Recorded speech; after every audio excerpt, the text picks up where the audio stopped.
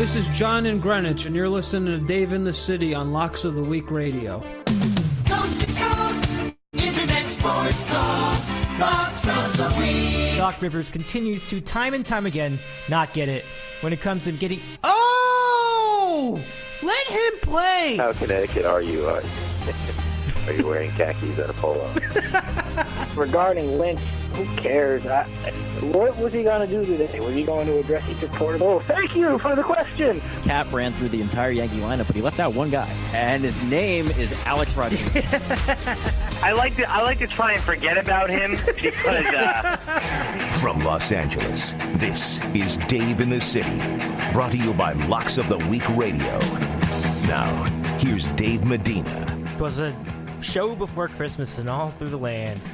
The host came into the mic and said, "Good evening, sports fans! A pleasure to have you here for the big special Tuesday show to round out our 2015 season. It's good to have you all with us from the Dave in the City studios in sunny Southern California, where we will wrap it up with a Kids Club contest this week with John in Connecticut, Andy in Seattle, and Ron in New Jersey.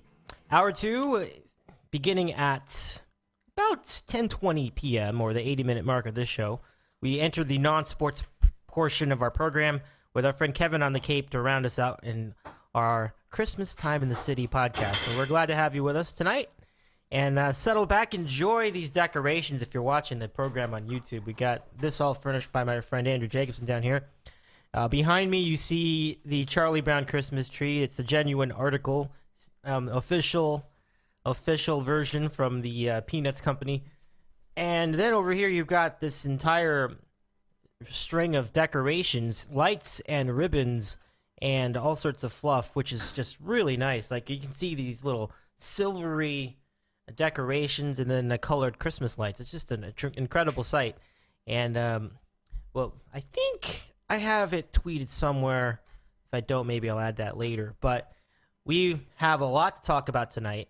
And principally tonight on our program, we're going to do the bowl preview. And in this bowl preview, we will ask everybody to give us up to 5 favorite college football games. I really could even be just 3 if you know, just to save time. As many as there was each of us are willing to do. And then we'll give you all our bowls that we would not watch in our backyard, our useless, completely sheer college football bowl games that just would be just dreadful to watch and completely not worth most people's time.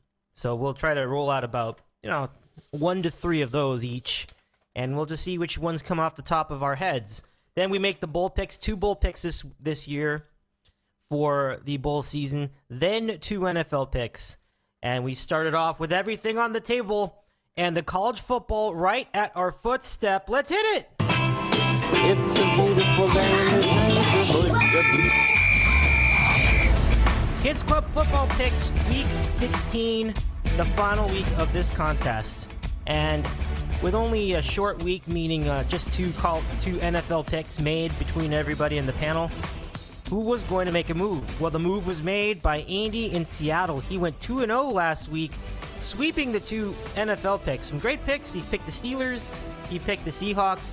They both hit for him. Ron in New Jersey was second for the week at 1-1. And I, Dave in the City, also went 1-1 for the week. John in Connecticut went 0-2. But he remains at 500 after week number 15. And here are the standings after 15 weeks. Ron stays in first place at 34-21-1, clinging by that narrow margin. And since I had the same record, I am right there with him at 34-22. Andy's in third place at 29-25-2, and John is in last place, 28-28. And I think what I'm hoping for as we enter bowl time, is a big, strong finish from all of us. I want everybody to finish above 500, and we'll see who ends up the winner in January in our first podcast of the new 2016 year. So let's get to it. Let's introduce everybody. They're all checking in here on the program tonight. Everyone made it. I'm very happy for that. We start with the man who won last week's action. It is Andy in Seattle. Andy, welcome to the program for our bowl preview. How's it going tonight? Not bad. I probably sound like I got a cold because I sat next to a fat chick yesterday on the airplane who was coughing up a fucking storm. And lo and behold, I've got this cold now. So fat chicks on the airplane, don't go on the airplane or do a better job of covering up your cough, you bitch. Oh, my gosh. That's horrendous. Gosh, that. Dude, I'm sorry, man. That sucks. That really does. You'll get well soon, sir. And we also introduced Ron in New Jersey. How are you doing tonight, Ron? Hey, Dave. I got a cough, too, so I'm thinking that fat bitch was probably somewhere in New Jersey at some point last week. Oh, man. Getting around. You got to be careful. That bug's been going around.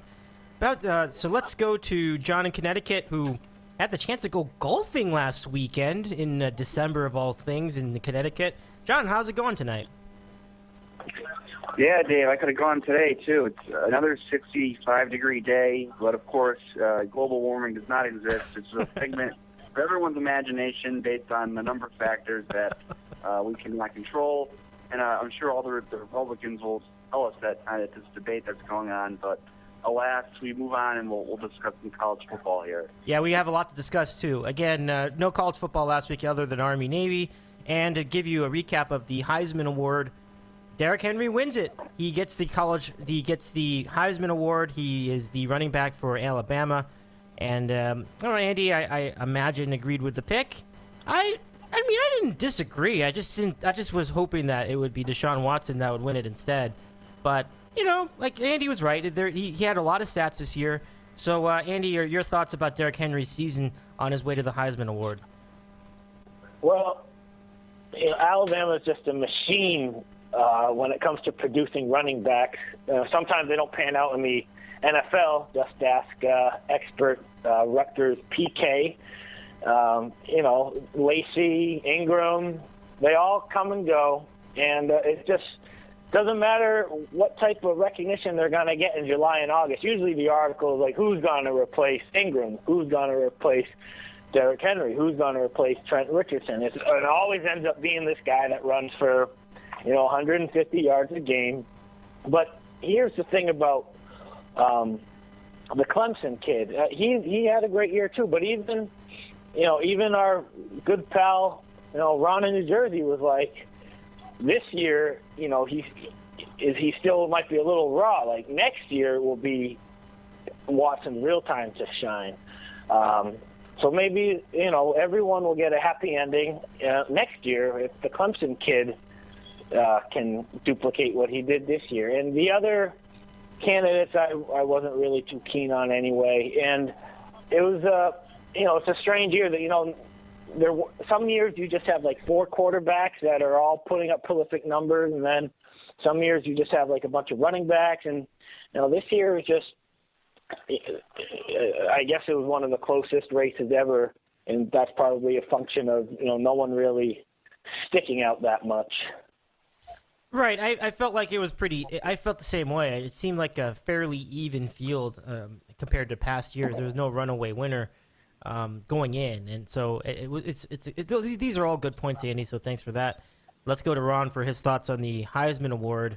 What did you feel? What was your feeling of this field this year?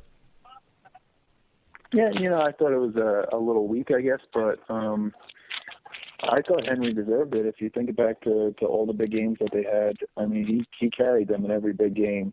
And, I don't care if he got 46 carries or whatever it was against Auburn. He keep giving it to him. He's a workhorse. And I thought as the season went on, he stood out above the pack. And Andy's right. I mean, next year, if you think about it, I mean, Watson's coming back. He's going to be a junior. And almost every single one of his skill position players is coming back. And you're going to have Kane, the wide receiver, who's a true freshman now. He'll have another year under his belt. He'll probably be a breakout star. The running back Allman will be back. So I think next year is probably his year. So I was fine with Henry winning it. All right, so let's get to John. And John was not a huge fan of Derrick Henry last week as we were previewing these guys. What are your reflections of the Heisman Award and Derrick Henry's win? Yeah, I mean, I said it last week. I'm not a huge fan of his season. I mean, listen, you give him credit, he put up the stats, but when you're getting 45, 50 carries a game, I definitely think it inflates it a little bit. Obviously, he did it against tough competition. I probably would have given it to Watson. I mean, I know we killed David Shaw here all year, but, McCaffrey is just an amazing player. I would have given it to one of them, too. I would not have voted for Henry, but alas, that's why I don't have a Heisman vote. So onward we'll go, and we'll see what Henry can do. He can repeat the performance next season, or is he? I'm just completely lost. Is he going to the NFL? If that's the case, then I'm just completely lost with that. But so I would not have voted for him. Okay, Andy, any idea on the status of Henry for next year? I'm pulling the mic here. I'm not sure. I don't want to say he's a Teddy Bridgewater scenario. Hopefully Funhouse will get it, though. All right, fair enough. Let's carry on. Let's do this bowl preview. This is really exciting. So, as we do in previous years, we will go down the line and we'll ask you what are your favorite bowls to look at for the bowl season. And we may get some repeats, but you can choose up to 5 bowls. You can pick up to 5 bowls. I said 3 in the thread. If you want to do 3, you can do 3. Anywhere from 1 to 5 is fine.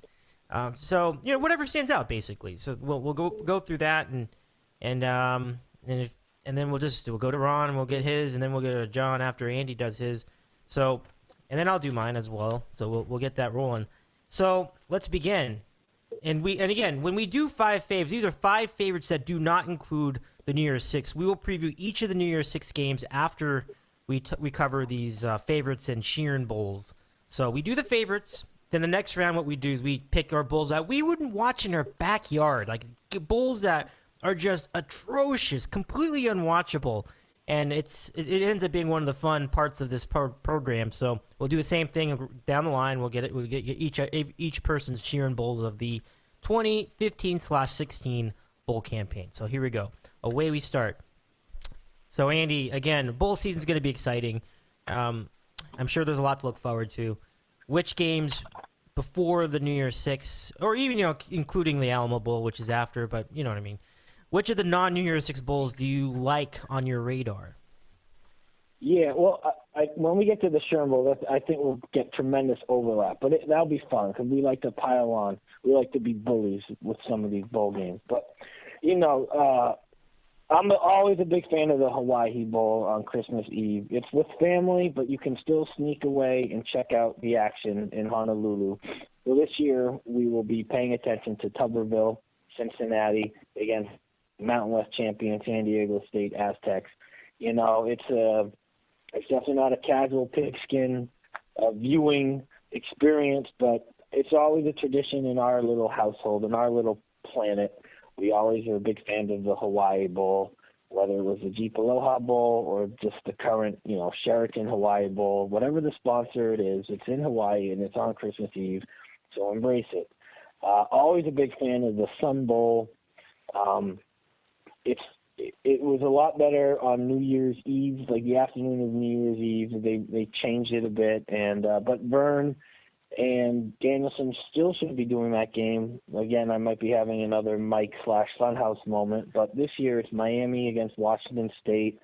I like Washington State in that game. This will be Leach's second bowl, a much better bowl than their first game, a bowl game, which was the New Mexico Bowl against Colorado State about 3 years ago. So that's a juicy game that I'd be into. Houston, Florida State will be intriguing. The Peach Bowl, of course. Houston's had a great year. Florida State, also a successful season. I'll be rooting for Houston in that game. I think Florida State, once they lost to Georgia Tech, the air was out of their balloon. Hard to repeat what they did last year. So that's a juicy game. And I guess if I had to pick one more, I guess this all depends on the health of these quarterbacks, and that would be the Russell Athletic Bowl in Orlando, Florida on the 29th of December. North Carolina is all about their offense, and they pay very little attention to defense, and ditto for Baylor.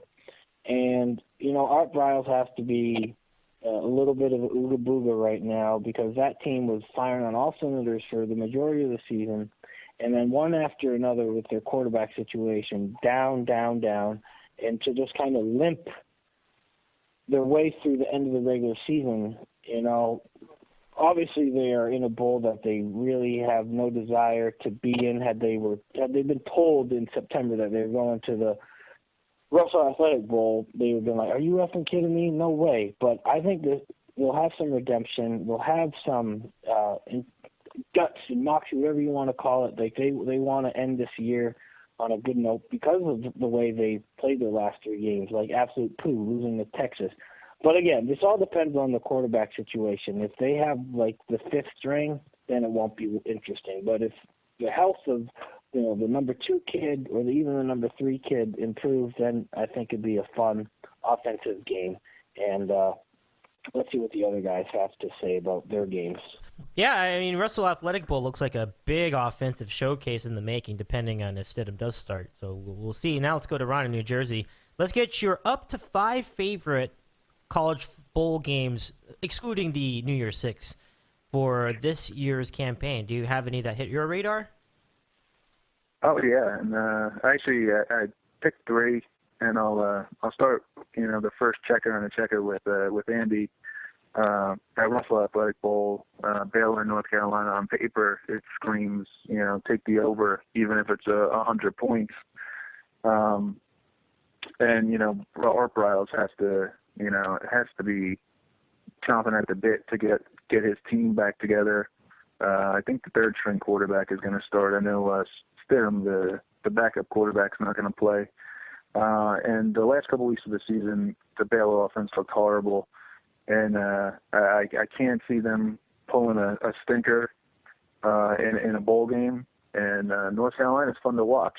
So if Baylor can be Baylor in that game, it's going to be high scoring and a shootout and fun to watch. And that's my first one I had. The second one is the Texas Bowl, where it's LSU and Texas Tech.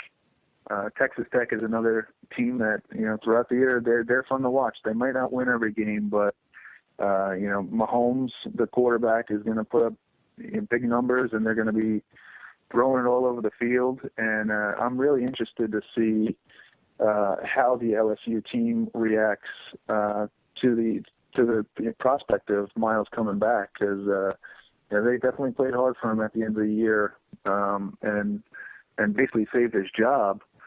And I know Fournette was bothered by the exclusion from the Heisman, so I'm really eager to see how they come out and play. If they come out and lay a dud against the Texas Tech team that's going to be up for a shootout, that says a lot about Miles and what he's doing there, because to me that's not going to look good for him. So that is my number 2 game. And the last game I had, and there's a bunch of good games, but I only took 3. The last game I had is the Miami Beach Bowl, where Western Kentucky will play South Florida, which I think is a really, really interesting matchup. Western Kentucky, we talked about them all year long. They have the quarterback, Brandon Doty, who puts up 500 yards a game. They're another run and gun, up and down the field type team. And South Florida was left for dead at the beginning of the year, and boy, they really turned it on and almost looked like maybe the best team in the AAC near the end of the year.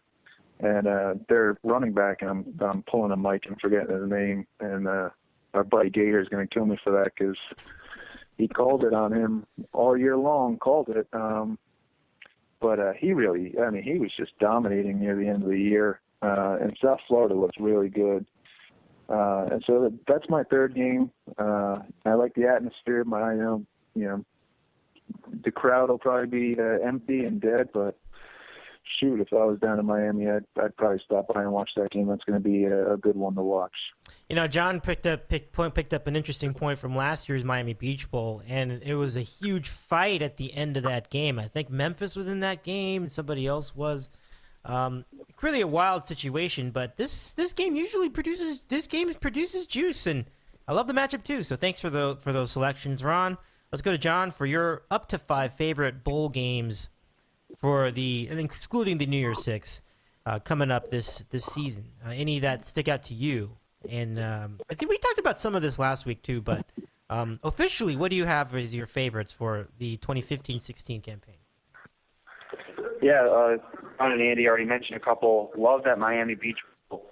And as I mentioned last week, you really could call it the Willie Taggart Bowl because he left Western Kentucky 3 years ago to coach at South Florida. So a lot of dynamics there. It should be 2 high-scoring offenses. It should be a really, really good game. I'm just kind of sad it's buried on a Monday at 2:30 in the afternoon. But, hey, that's why we have the streaming scenarios to pop up at work or, wherever you are. But, yeah, that'll be a really exciting game. I agree on the Russell Athletic Bowl as well with Baylor and North Carolina. The thing you want with these bowl games that aren't the national championship or the playoff games is you want offense.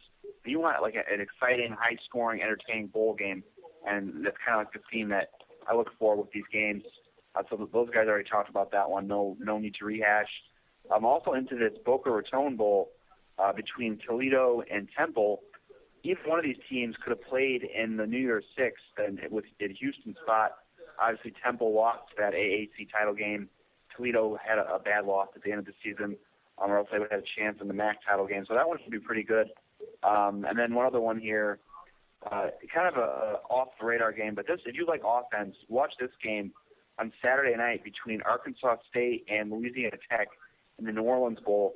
There'll be points aplenty in that one. I think the over-under is like 68. There'll be little to no defense played in the Dome, so that one should be pretty exciting. Same thing with the Alamo Bowl between Oregon and TCU.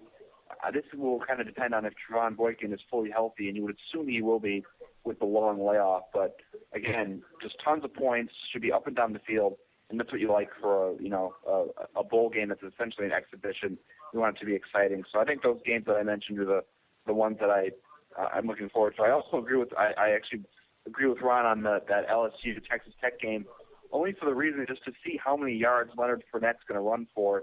I think Texas Tech is like the 125th ranked run defense in the country, so that's just like a fascinating matchup to me as well. So good job on him with that selection. So yeah, overall the games are pretty good this year.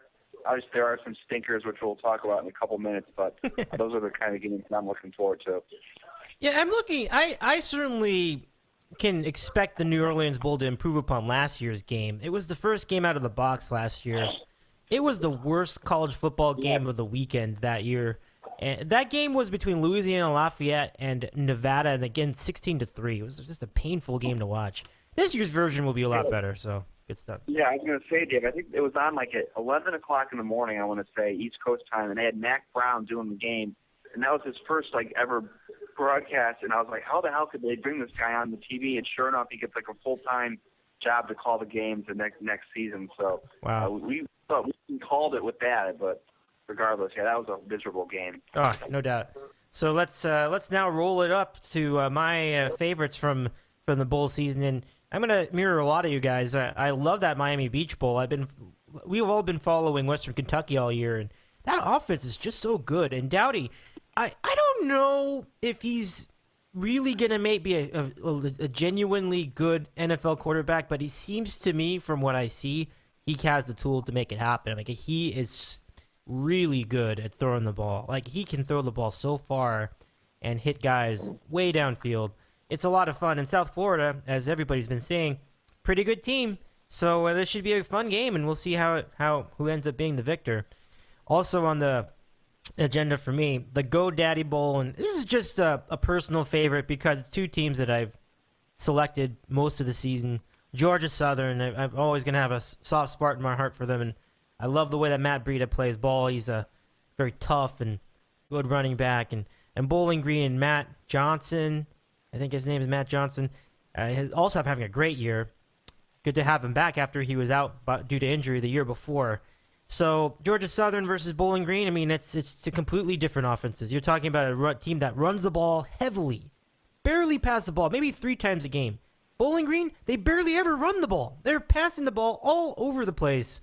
And you always wonder who's going to end up being better than the other. The one other factor to keep in mind for the GoDaddy Bowl is that Dino Babers is now in Syracuse. And I forgot I still don't remember if he was actually going to coach this game or not. I don't think he is. But either way, it'll be interesting to see how they respond to that, because he's leaving. He leaves them on a high note. And I think as a Bowling Green fan, you hope that they finish the season with a bang in this bowl. But don't count out Georgia Southern. We'll see how that one goes on.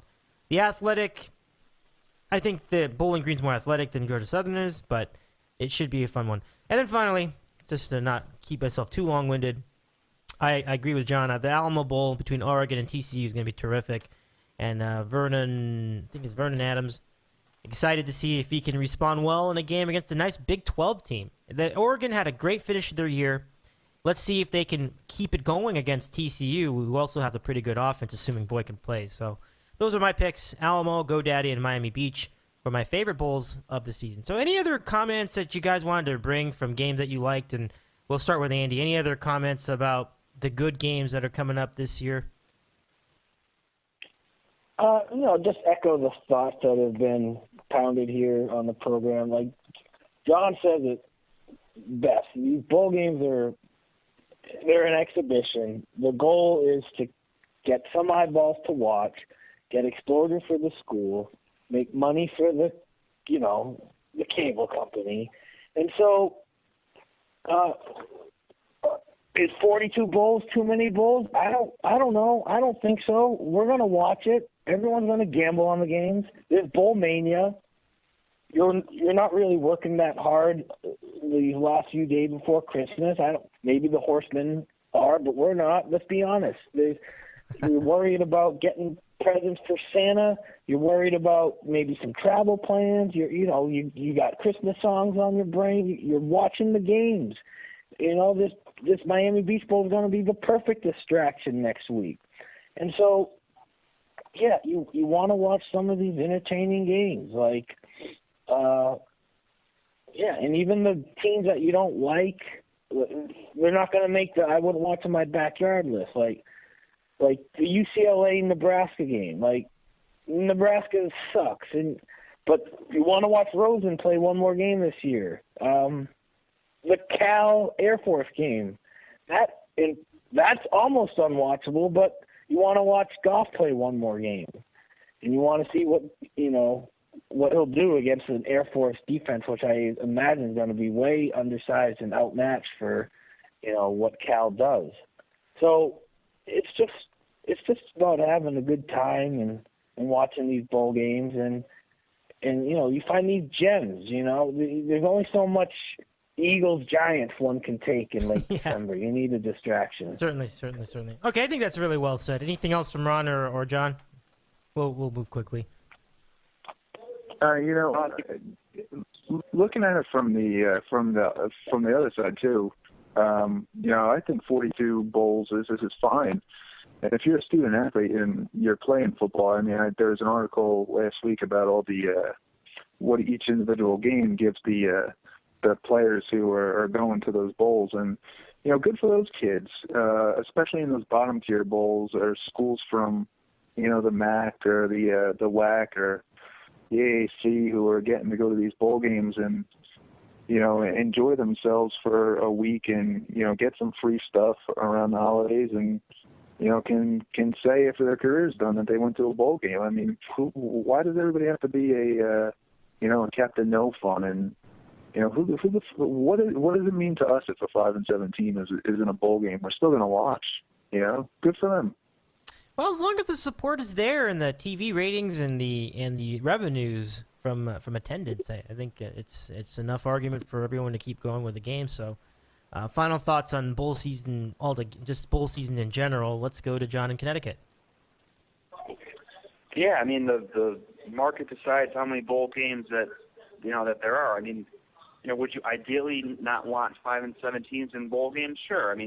Ideally you'd want them all to have at least 500 records, but there were so many 5-7 teams that are one win away. Next year all those teams get their sixth win, and there's 4 teams that are eligible, and they don't get to go bowling. So I don't have any problem with it. We're all going to watch the games, and it's an exhibition game anyway. So it's it's not like the Nebraska's in the college football playoff. Who cares? I think I don't have a problem with it. So. The more bowls, the merrier is my policy. All right, good stuff, everybody. I would like to salute two teams as we continue our bowl preview this year. First to Cal, as Andy talked about. They won their first bowl. They've had their first positive season, non-losing season since like 2003. So it's been a very long time. They've come a long way, and Sonny Dykes has them on the right foot. So kudos to them. Looking forward to seeing them perform well in this bowl game. Also to Georgia Southern for finally winning that bowl, finally making that FBS level bowl. Huge for them, even though they ended the season on a sour note, really sour note, losing to Georgia State. It's still a good time, and again, I've got a soft spot for Georgia Southern, even though I really don't think they're that good. I mean, because I think any team can really outrun them, but we'll see. We will see how it goes in the GoDaddy Bowl. So that's it for that. Let's now go to the Sheeran Bowls, the bowls you would not watch in your backyard, the bowls that are just completely ugly, not worth the price of admission at all. And we start with Andy in Seattle, who certainly would be willing to give you some of those picks. Andy, who are your Sheeran Bowl picks for this season and bowl season? Well, I think I have two in mind that I think everyone else will also mention. So I'll save those. But I'm just gonna rant on the Rose Bowl because I know a lot of people will watch it because Stanford. There's a lot of people that say Stanford plays the right way, and that's how football games should be played. And they don't like the Big 12. They don't like the space age offense. They like ground and pound. They like punts. They like special teams. They like goal line stands. They like red zone field goals. They like methodical drives. So yeah, there are a bunch of eyeballs that will be glued to the set on New Year's Day watching Iowa and Stanford. But I will not watch this game. I will find something to do. There's a new movie coming out on Christmas Day. There's a couple of them. I think Marky Mark has a movie. Maybe watch that. But the Rose Bowl is such a beautiful setting. More times than not, the sky is blue. There's a nice Pac-12 team. There's if it's not a Big Ten team, there's a nice representation. You've seen it with Texas before, and even with these Big Ten teams, sometimes you get a team that has a little more up and down tempo to them. Ohio State would have been a good choice to go to Pasadena this year. But so I'm going to compare.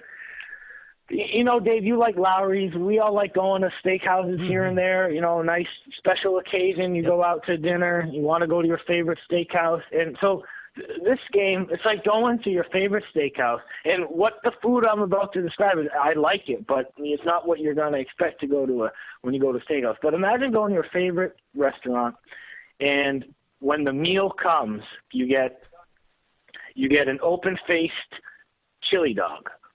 Just an open-faced chili dog. They don't look good. They taste good. So I'm actually insulting the chili dog comparing it to Stanford and Iowa. But it's just like the look. Like, no, let's be honest. Chili dogs, they don't look great, but they taste amazing. And right. What doesn't matter what happens the next day, but they just don't look great. So that's what Stanford and Iowa is just. Yeah, it's an actual turd in the punch bowl because the Rose Bowl. Maybe I'm being too much of a Rose Bowl monk because I just love the setting. The Rose Bowl, it's a bucket list. I want to go to that stadium, even if it's just for a UCLA game. And just to have it ruined by this first 17 wins, kind of game between Stanford, and David Shaw. No one here on this program really likes his style. And then the Iowa coach, for the longest time, the narrative on Iowa was like, how does Kirk Ferentz, he was almost like the Jeff Fisher of college football. Just he gets so much mileage out of his, past success, which I don't know, in the grand scheme of things, not that remarkable in my opinion. So, that's my beef. It's I know a lot of people watch the Rose Bowl, but I guess I'm being stoic and defiant by protesting the stoic and defiant game. I will not watch it this year. Okay. Very well. So let's see. Was that it? Was that your pick? Do you have other? Well, I mean, I'll let the other guys rant on. I mean, I know the SEC Big Ten game that people don't want to watch. You know, those guys will probably rant about it. All right, we'll go on through the line, and I'll come back to you perhaps if there's anything left over. So let's go to Ron. Your Sheeran Bulls of 2015-16. Let's have it. Well, yeah, I know exactly what Andy's talking about, so I'll bring it up. The TaxSlayer.com Bowl between Penn State and Georgia, which, good Lord, and apologies to our buddy Irvin in Queens, but you talk about two teams that are barely watchable. I couldn't even tell you anybody who plays on the Georgia offense anymore. I mean, they decimated by injuries. Rick started that kid the one game who I'm not even sure if he was a quarterback. He couldn't throw the football. They tanked the end of the season. I mean, if you're going, how the college football committee goes, with the eye test, what happened this week? Well, if they were doing something where they were selecting all the bowls and they watched what happened that week at the end of the season, Georgia wouldn't be in a bowl. I mean, they were a dreadful team at the end of the year. Rick is gone. And then you got them playing one of the most bland and self-proclaimed vanilla teams of all time in Penn State, who sports probably the most overrated quarterback in the past 10 years in Christian Hackenberg. If you watch, and I've watched a bunch of Penn State games, you watch a Penn State game, at the end, you're going to be saying, how the fuck is this guy considered a pro prospect? I mean, he can't move his feet. He misses easy throws. The offense is, 3 yards in a cloud of dust. It's just an awful matchup that the purists and the old-timers will, they'll say that they love it on paper, but that is a god-awful game in my opinion. So that's number one. Number two, the Liberty Bowl between Arkansas and Kansas State. Kansas State is another team. I can't tell you one player on the Kansas State team. All I know is that they have Bill Snyder, the coach. He's about 85 years old. He likes to play special teams, and I guess they were decent. I think they were one of the 5-7 teams. But they're going up against Arkansas, who, and I said this the other day that, Arkansas and Tennessee will probably win their bowl games, and you'll get the same thing at, over the summer. The preview books will come out, Phil Steele will come out, and he'll say, watch out for Arkansas and Tennessee. This is their year. Top 20 in the nation, Arkansas and Tennessee, and they're going to come out and they're going to go 7-5, 6-6 again. I think Bielema's in over his head in Arkansas. They're not a fun team to watch. That matchup does nothing for me. So that's number two. And the last game I had, I think we all agree on it. It's the Rose Bowl. Andy covered it. I mean, Iowa. You watch the Big Ten championship game, and I mean, Iowa is just they're rough to watch. I mean, they really are.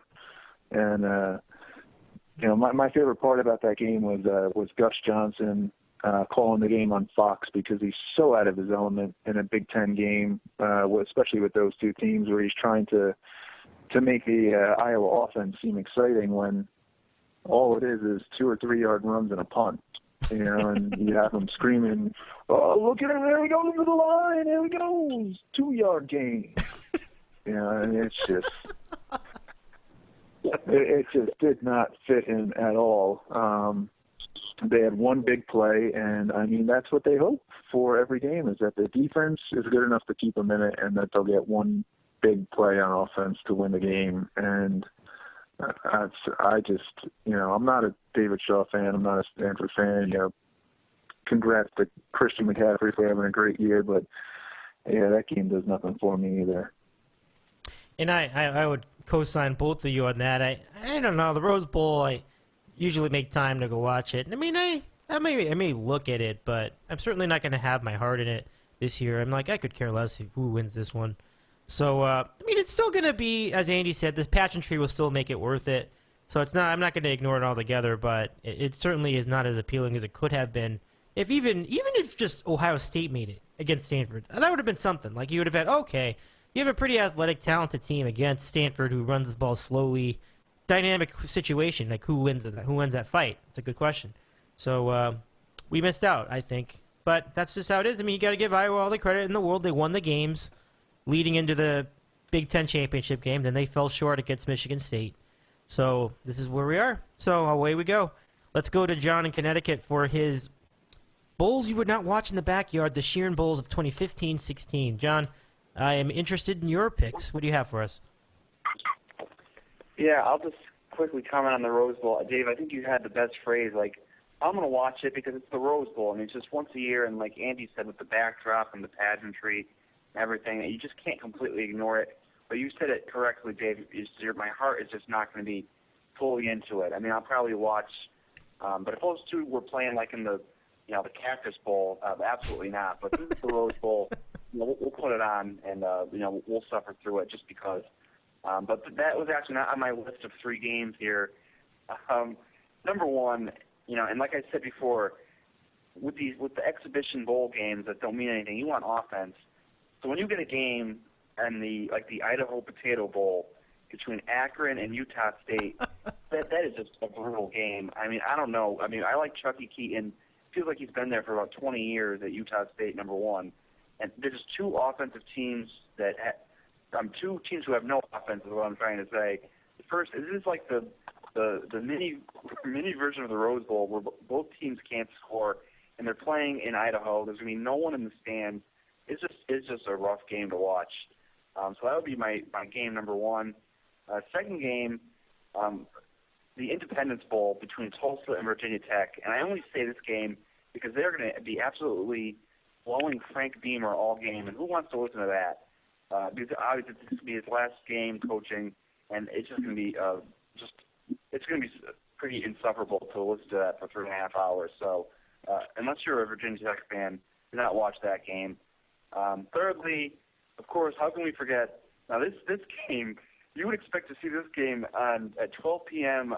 in September on like ESPN2 with Pam Ward calling it. Of course, I'm talking about the Quick Lane Bowl between Central Michigan and Minnesota. of a less appealing game than this one. Yeah. I mean, Minnesota is as bad as it gets. And Minnesota is one of those 5-7 teams. So Minnesota 5-7, Central Michigan 7-5, 5 o'clock in Detroit on Monday, December 28th. I will not be tuning in to that one. And yeah, the Georgia Penn State game, and Ron covered that nicely. Just nothing going on there. I think the guy that he mentioned that started at quarterback, I think it's some weird name like Baton Bauta or something like that. I don't even think he's on the team anymore. That game is just a disaster. So yeah, that's pretty much it. I guess if you really want to, the game between San Jose State and Georgia State this weekend, and the Cure Bowl, I don't know what they're curing. I think they're curing boredom.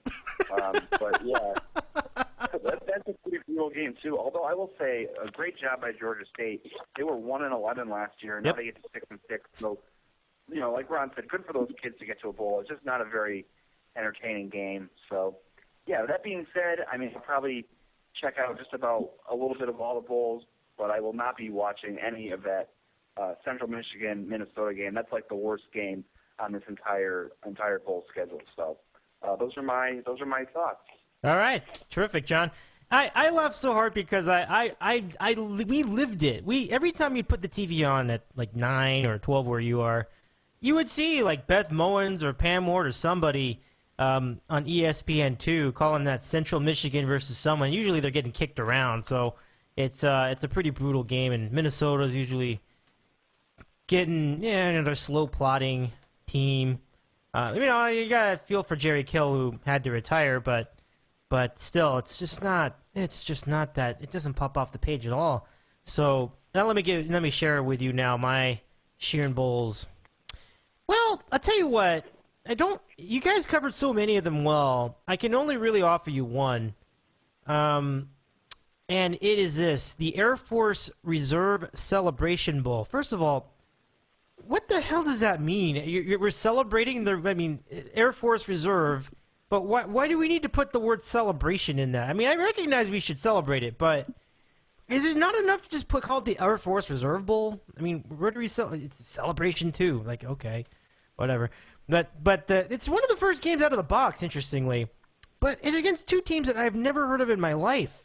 This is a matchup that you normally would see in a college basketball first four. Like, it's that bad. Like, it's Alcorn State versus North Carolina A&T.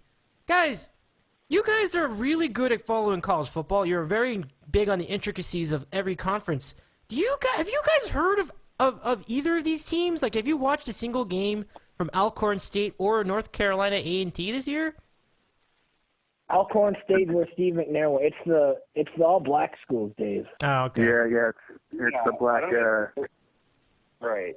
I don't think they're even into like the FBS. I think it's just a bowl made up by ESPN for the winners of those two conferences. No. Okay. This doesn't make more sense now. Then okay. Well, I can't kill it too much. Then I didn't. I can't. I can't. They used to call it something else, and then John's right. ESPN took it over and made it into a bowl for some reason, which is just it used to be the Bayou Classic. Yeah. State was always in That's it. right. It used to be at NBC, right? Yep. Okay, that's right. Oh, so it's that bowl. Okay, well, in that case, I can't. I don't kill it as much then. Other than that, it's pretty much everything you guys said. I was gonna put the Outback Bowl on here somewhere. Northwestern versus Tennessee. That's pretty brutal. I gotta tell you. That's a pretty brutal matchup. Talk about these. Dave, can I tell you something? Yeah. You know, if people are getting offended over Starbucks red cups and Santa Claus decorations, you're gonna have a fucking field day with your Twitter feed if somebody catches a hold of that. You're blasting the All Black Bowl. Oh right. Good God, Dave. SJ. What was that thing that you're talking about, Andy? SJWs. They will have my ass. Oh, I don't even remember what it's called now. Social Justice Warrior. Yeah. See you podcast. Yeah, it's over. It's over. I forgot that was the same. Okay, well, again, let's carry on. Let's continue with this. And the best way to do that is to go to the picks. And my apologies to both. No, I'm not apologizing for that. But let's go to the picks. Let's go to the picks for the bowls. We have 2 bowls to pick. And there are a lot of choices, as you mentioned, 42 bowls. So we'll see if there's a diamond in the rough in all this. Andy, let's go to you first. Picks for college football bowl season. 2 bowls you can pick.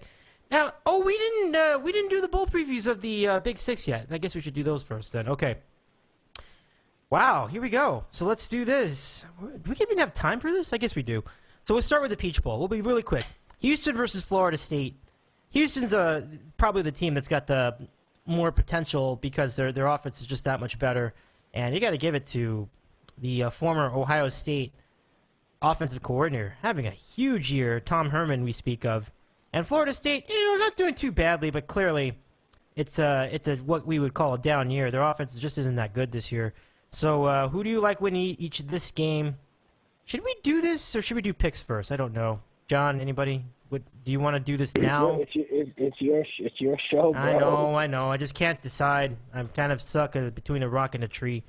But all right, fair enough. Let's just preview these games. So Andy, let's go with you first. You were talking about this a little bit already. It's one of the bowls you were interested in. How do you play it? Who do you like winning this game? Well, I'll be quick. I'm rooting like heck for Houston because I like Greg Ward. I like how I like Houston's offense. 2 factors. So, how motivated is Florida State, number 1, and then number 2, this is the cliche. So, gamble, funhouse, get the tape ready. You worry about a team like Houston for 4 full quarters against a team that probably has more depth. Florida State's got some big dudes on defense, especially on the lines. Like the offensive defensive lines for Florida State will more likely than not to wear out a team like Houston after 4 quarters. But it doesn't always work that way because Alabama's lost to, Utah in a bowl, when they were in the Mountain West. So, I lean, I'm rooting for Houston. I do think Florida State, might run away with it in the second half, but I hope not. All right, good deal. Let's see who you like, Ron, in the Peach Bowl. Houston, Florida State. How do you pick it? Yeah, I would like to see Houston win, but I think just like Andy said, Florida State probably has more depth, more talent, and they have Dalvin Cook, who might run for 500 yards on the Houston defense. So I would like to see Houston win, but I think Florida State will pull it out in the end. Yeah, the defense is pretty good, so I think this is a game where you probably could pick it either way. Let's go to John now. Who do you like in this Peach Bowl? Yeah, similar sentiments as everyone else. Definitely will be rooting for Houston. Got to represent the AAC, but I just think probably at the end of the day, Florida State a little too much depth, a little too much Dalvin Cook. So if they're motivated, they'll probably win. But I definitely think Houston can keep it close. Their offense is pretty dynamic. I see the spread is like 7 or 8. Definitely would lean Houston with the spread. I think it'll be a close game, but I do think Florida State will win this one. I share everybody's sentiments on this. I'm rooting for Houston as well. It'll be fun to see Herman finish his first season with this would be just a huge win if he could get the bowl win right off the bat for Houston in a New Year's Six game. But frankly, I just think that usually in these games, I would in some cases side with the defense, and I'm going to side with Florida State's defense. So I think in actuality, the Seminoles will win it as well. So we pretty much all have the similar opinions of this one. Let's now go to the next bowl, Fiesta Bowl, Notre Dame, Ohio State. And here's what I had to double-check this with you guys because I looked it up on the schedule. It says it's going to start at 1 p.m. Eastern. The Fiesta Bowl's in Glendale, Arizona. Does that mean it's going to start at 11 over there? That is correct, Dave. Jeez, that is early. That is early for a West Coast game. Well, anyway, that's nuts. So Notre Dame, Ohio State, if everybody can manage to be awake enough and alert enough to play the game, it should be a good game. I think these are two teams that are pretty well. I mean, I don't know. They're decently well coached. I agree with Andy on Brian Kelly that he is an ooga booga guy. And Notre Dame also has some pretty good, they're a very limited offense, so I'm not big on them there. But the defense is pretty good. And Ohio State has a lot of athletic talent on both sides of the ball. I'd probably go Ohio State to win the game. Let's roll it down the panel. Andy in Seattle, your thoughts on the Fiesta Bowl. What is your prediction? Just who wins? Like, who do you think is going to win it?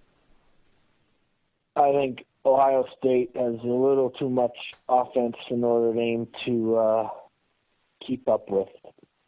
If that goes down, that would be a mirror of the 2006 matchup, also in the Fiesta Bowl, same two teams. So let's go to Ron. Your thoughts on Notre Dame, Ohio State? Yeah, I like Ohio State with Urban Meyer. I think Notre Dame has just been decimated by injuries all year, and I think Meyer will have Ohio State up for the game. Okay, let's go to John. John, Fiesta Bowl. Yeah, I mean, on paper, Ohio State should probably win this one easily, but you just worry about their motivation for this game, especially after, all year it was just national championship or bust pretty much, and, they have a ton of players going to the NFL. I do worry about whether they're going to try in this game. Notre Dame has had a history of huge bowl upsets last year against LSU being one of them. I'm going to go on a limb. I'll say the Irish will win this one. I don't know why. I have a feeling. But it just seems like they just kind of rise up when no one thinks that they can. I don't know. I just got a weird feeling that the Buckeyes won't be that motivated. So I'll go with the Irish in an upset. So, ooh, going for the upset. All right. So panel. yeah. All right. So there you have it for the Fiesta Bowl predictions. I'm skipping the Rose Bowl. I'm not going to waste everyone's time with that. Let's go to the Sugar Bowl. Oklahoma State against Ole Miss, and I think both teams had their chances, but both teams, very flawed as well. So let us proceed with the predictions on this one. Andy, for the Sugar Bowl, do you like Oklahoma State or Ole Miss? How would you see this matchup? Well, I would probably lean SEC in this one, although, like Mike calls him, number 5 on Ole Miss. I think his name. I think it's number 5. I think he got in some trouble, so I don't think he's going to be able to play in the bowl game. This is based on watching Oklahoma State this year. I don't think they've got the defense because it's Big 12. It's all about spreading it out. And I know Oklahoma State, they really that 2 quarterback system where Walsh was the runner and then the other guy threw. It worked, but I don't know. And it's kind of not a. I don't know what I'm trying to say here. It's not. I'm not really too high on this Sugar Bowl, to be honest with you. I think both coaches are kind of mongos. There's Gundy's a huge mongo. Mullen just seems like he's just no, it's Hugh Freeze. I'm sorry, I got the Mississippi coaches messed up. Sorry, Funhouse. But I don't know. It's just kind of a kind of game. I know Mississippi, they shot their wad when they beat Alabama, but whoever is more motivated than the other team's going to win this game. How's that? That's pretty cool. I think that's a pretty good way to put it. Let's go to Ron for your thoughts on the Sugar Bowl, and who do you see being the victors in this one? I actually agree with Andy Litt's sentiment. I think it's however Mississippi comes out, if they're motivated or not. They have about 3 or 4 guys who are all projected right now to be top 15 picks in the draft. So, do they play easy, and are they worried about cashing that check and getting to their off-season workout program, or do they want to go out with a bang and give the NFL one last game film to look at? So it all depends on how they come out and play the game. I think it's a toss-up. I could see it going either way. All right, John, your thought, your outlook on the Sugar Bowl matchup. Yeah, I don't know. I kind of like Ole Miss in this one. It's crazy to think that if Arkansas had not converted that unbelievable 4th and 25 play and at the end of their game, Ole Miss would have played in the SEC title game against Florida, and that would have just been a huge mess. But alas, we move on. I think they're the much better team. Oklahoma State kind of folded a little bit at the end of the season. So again, if Ole Miss is motivated, I definitely think they should win this game. Chad Kelly has been a huge upgrade over Bo Wallace, and I think that's where Ole Miss kind of a little more consistent this year. So if they show up and want to play, I think they'll win this one pretty easily. I like Ole Miss as well, but you all have hit this one right on the nose. It is definitely a matter of motivation and whether they can be focused. And you just turned to last year's game, and I forgot what bowl it was. It might have been the Cotton Bowl. It might have been I forget what it was. Maybe the Peach Bowl. Whatever the bowl was, I think it was a TCU who just kicked the tar out of Ole Miss, and there were turnovers galore. It was a complete disaster. So we don't know what team we're going to get. So I'm going to pick Ole Miss, but certainly not with any level of confidence. But we'll lean it just because they're in SEC territory, and they have had the better season overall, better competition too. So that's the lean for now. Let's now go to the playoffs, and this is where it's all about. I mean, we played the whole year for this. These 4 teams. And I think they were reasonable. They were pretty well picked. So we go to the first of the college football playoffs, the Orange Bowl. Number 4 Oklahoma versus number 1 Clemson. And 2 coaches who've had their Mongo moments for sure. And that would be Bob Stoops and Dabo Swinney. Wow. Quite a matchup. Watson on one side. And I forgot the Oklahoma guy. I got a Mike moment. So on the other side, it should be an interesting game. So, Andy, to even try to select this, how would you predict this one?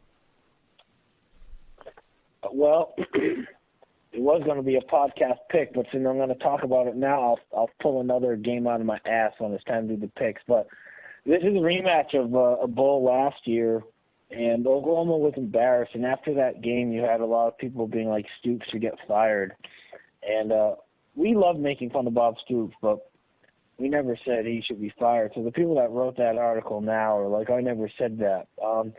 And now Oklahoma is on this, like, redemption tour.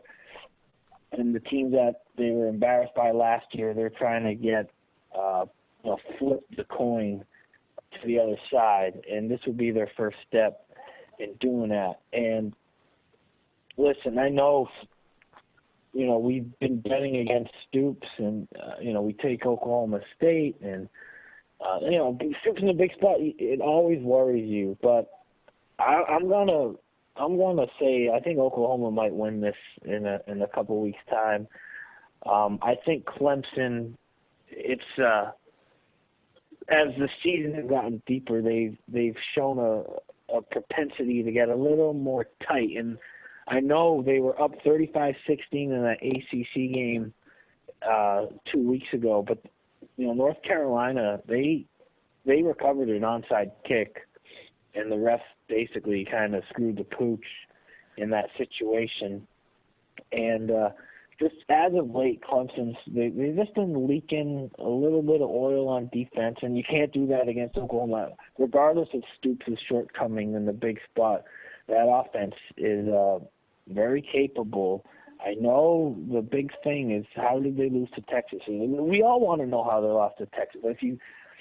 Having said that, they're like 9-3 against the spread this year, and as much as Clemson's been leaking oil on defense, sometimes their offense in the past month has kind of sputtered a little bit. So, to win a national semi-playoff, you have to be on your game from start to finish. And I just think, these lofty expectations is starting to get to these kids a little bit. So I'm going to take Oklahoma in the semifinal, game number 1.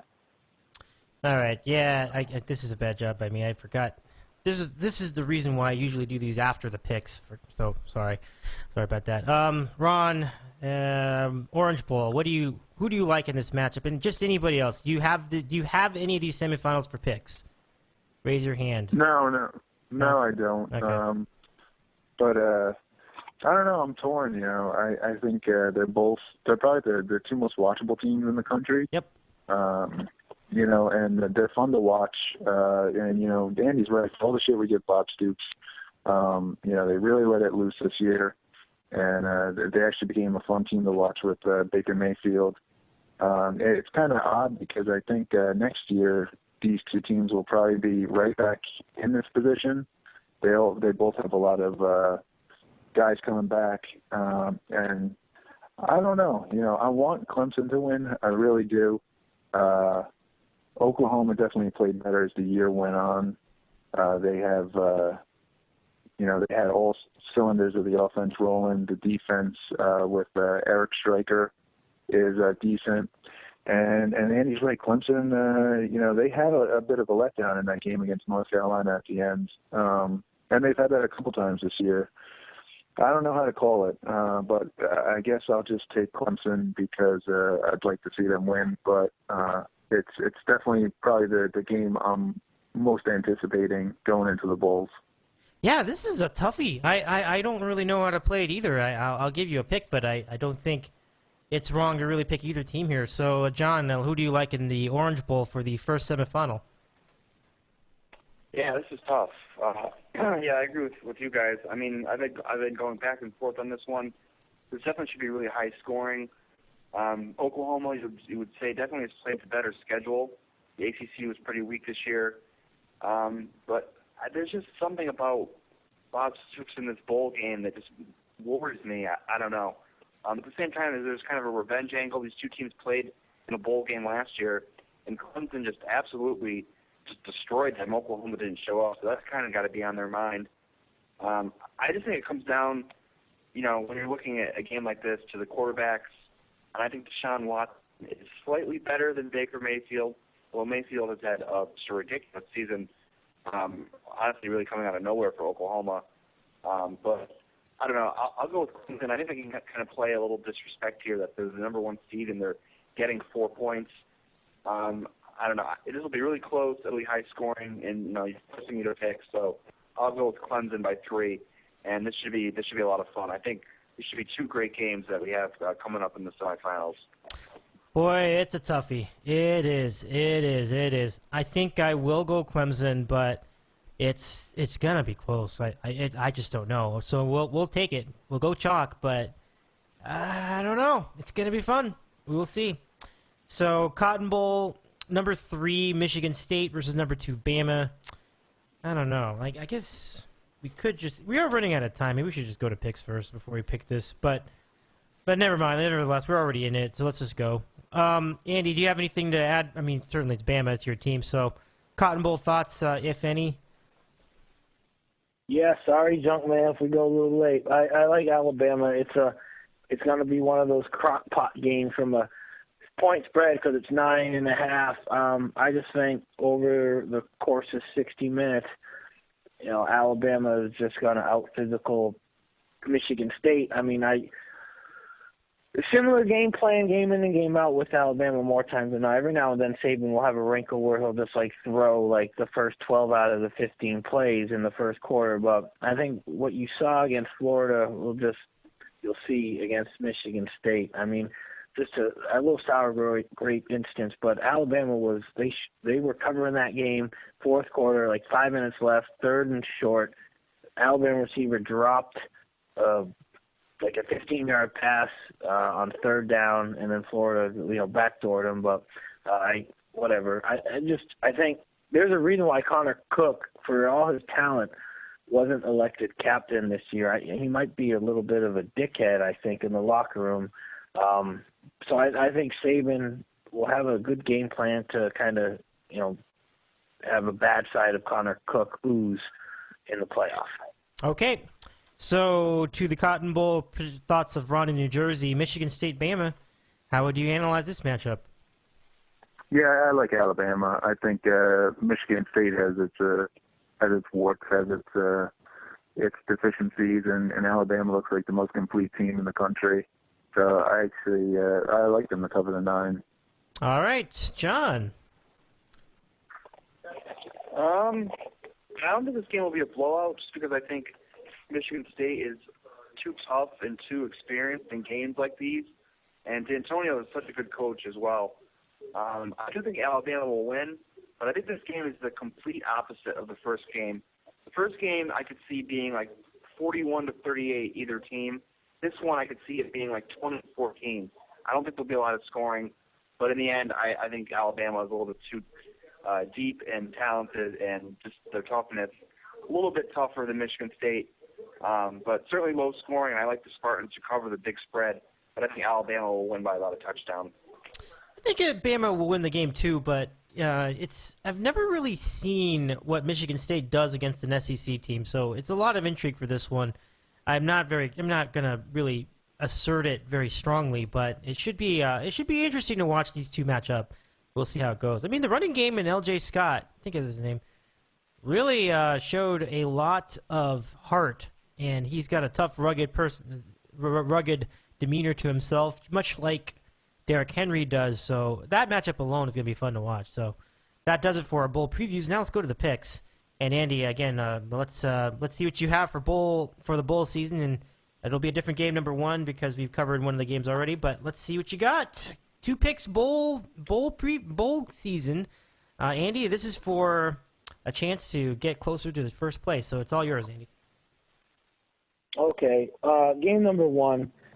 I'm going to take South Florida getting 2.5 in Western Kentucky in the Miami Beach Bowl. This is a personal anti-Nick Holt, the defensive coordinator for Western Kentucky, pick.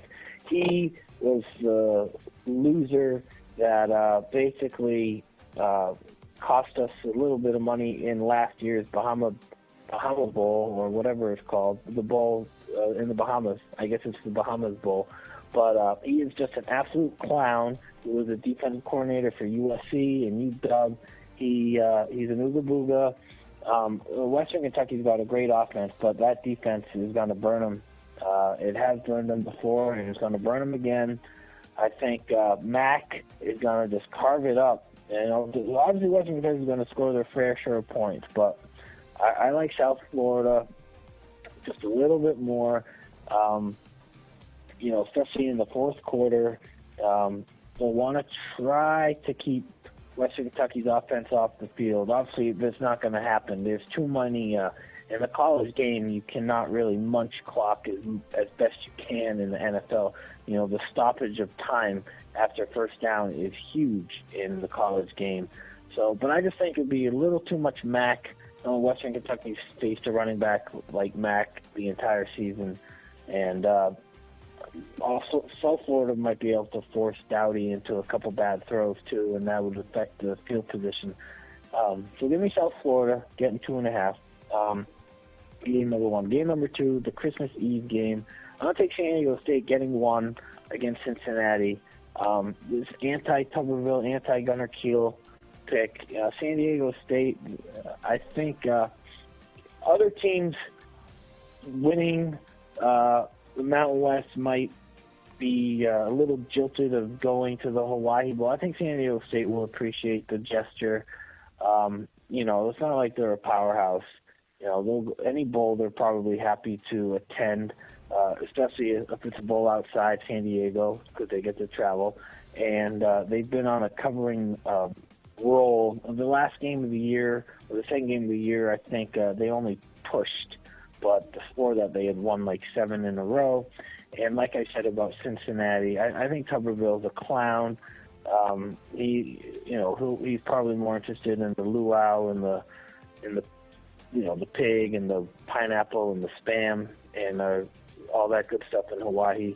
And Gunnar Kiel, if there's a prop for him getting injured, like he always does in the game, you probably want to take it. So, I'm sorry, it's the truth, though. So give me San Diego State for game number 2, getting a point from, the AAC Cincinnati team. Thanks very much, Andy, and good luck to the picks. So let's now go to Ron in New Jersey for his 2 bowl picks of 2015-16. I'll make them quick, Dave. Game number 1, taking the Northern Illinois over Boise State in the Poinsettia Bowl. The line is Boise State -8. I think Vegas is usually on point. I think this is a case of them underrating the MAC and seeing Boise for their recent history. And I think this year's Boise State team isn't the same as the Boise State teams of past. And Northern Illinois is a very good team. Drew Hare is a really good quarterback. I think -8 is a pretty big line, so I'm going to take Northern Illinois in that game. And the second game, I'm going with, I was contemplating putting this game on, my Shern Bowl list, but I'm taking Indiana -1.5 in the Pinstripe Bowl against Duke. I have watched a lot of Indiana this year, and they came close against Michigan State. Ohio State had to make a late run in the fourth quarter to beat them. When they're healthy, and it seems like they're healthy, they can put up a lot of points. They have a lot of talent on the offense, and this might be a spiteful pick because I took Duke, I think, against Miami early in the year, and they looked like a JV football team playing in the rain in Miami. Just no heart, no guts, no offense. So I'm going to take Indiana -1.5 over Duke. Great, thanks very much for the picks, Ron. Let's now go to me for the picks for my 2 bowl selections. Here they are. We're going to go head-to-head with Andy in Seattle in game number 1. We start with Western Kentucky giving those 2.5 points against South Florida. And again, I just can't say enough about their offense. It's true, the defensive coordinator is not very good, and their defense is just not good at all. But they have been really fun to watch all year. And sometimes the offense is so potent that the issues at defense don't matter. I don't think that's necessarily the case with South Florida, but all they have to do is win the game. They can do that. Giving 2.5, we'll go Western Kentucky -2.5 in the Miami Beach Bowl. Game number 2 is a homer pick. I'm going to take USC giving 3 points in the Holiday Bowl against Wisconsin. And I just think it's as simple. These guys are faster, stronger, and just more talented overall than the Wisconsin Badgers. Wisconsin was really having a tough year, and I just thought that it would be strange if they suddenly won. One reason they could do it is because of motivation and because USC's defense is just that bad, but I still think their overwhelming on the offensive side of the ball, when you put together Juju Smith-Schuster and Ronald Jones Jr., I mean, that combination, I mean, one at running back, one at wide receiver, it's just too much. I just don't see how Wisconsin's going to be able to slow it down. So USC -3, Western Kentucky -2.5. The bowl picks for Dave in the City to finish it out in week number 16. And now to John in Connecticut for his picks. John, I am interested to hear what you have for bowl season. It's all yours. All right. Well, I was going to take South Florida, but I'm trying to, I guess, make up ground with my last 4 picks here, so I'll move away from that one. I will go first with the Temple Owls and the previously mentioned Boca Raton Bowl, laying 1.5. Their defense is far superior to anything Toledo saw in the MAC all season. Just going based off of that, and the fact that they just play a harder schedule all season than Toledo. I know Toledo had a couple wins over FBS teams. Maybe they beat Arkansas early in the season, but I just think Toledo is the much stronger team with a better defense, and they'll get this win, essentially a pick on -1.5 in the Boca Bowl. My backup pick was going to be San Diego State, but again, I don't want to go checker on a checker when we have like 40-something games there. So we'll go the homer pick. We haven't mentioned of course, the illustrious St. Petersburg Bowl between the UConn Huskies and the Marshall Thundering Herd. So we'll go with the Huskies. A little surprised by this line. I thought it was going to be like 7 or 8. So the fact that they're getting 4, they're getting a lot of respect here. So once again, the AAC, just a much tougher conference overall than Conference USA. UConn has been pretty much in every game all season except for the one game versus Cincinnati. I know for a fact that they're going to be motivated to be playing in this game after 5 years of not making a bowl game, and I think their defense will win this for them, and I sure hope so. It'll be fun finally to watch UConn play in a bowl again for the first time since that Fiesta Bowl a while back. So we'll go with the homer pick, and we'll take UConn getting 4 to win the game outright against Marshall. All right, and 2 homer picks in this year's bowl picks for the Kids Club. That's pretty interesting. So thank you for the picks, John, and good luck to those.